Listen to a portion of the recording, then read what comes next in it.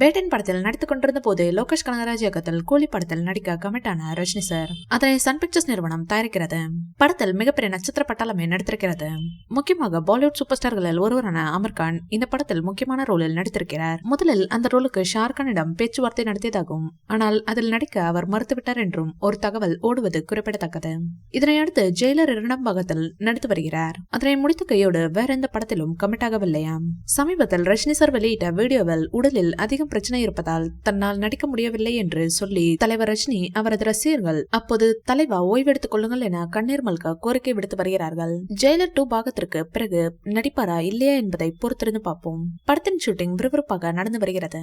இதில் ரஜினிகாந்த் சார் தேவா என்ற கதாபாத்திரத்தை ஏற்றிருக்கிறார். ஏற்கனவே அவர் தளபதி படத்தில் தேவா என்ற கேரக்டரை ஏற்றிருந்தார். அந்த சென்டிமெண்டாலும் லோகேஷ் கனகராஜ் இயக்கம் என்பதாலும் இந்த படம் மெகா ஹிட் ஆகுமா என்ற கேள்வி ரசிகர்களிடம் எழுந்திருக்கிறது. சூப்பர் ஸ்டார் நெல்சன் கூட்டணியில் சன் பிக்சர்ஸ் தயாரித்த ஜெயிலர் திரைப்படம் கடந்த வருடம் வெளிவந்தது. அனிருத் இசையில் தாறுமாறான வரவேற்பு பெற்ற இப்படம் 650 கோடிகளை வசூலித்து சாதனை படைத்தது. இதையடுத்து ஜெயிலர் 2 படத்தில் அவர் நடிக்க இருக்கிறார். இதன் ஸ்கிரிப்ட் வேலைகளில் பிஸியாக இருந்த நெல்சன் தற்போது அடுத்த கட்ட வேலைக்கு தயாராகிவிட்டார். இந்த வீடியோ பிடிச்சிருந்தா லைக் பண்ணுங்க, ஷேர் பண்ணுங்க, எங்க சேனலை சப்ஸ்கிரைப் பண்ணுங்க.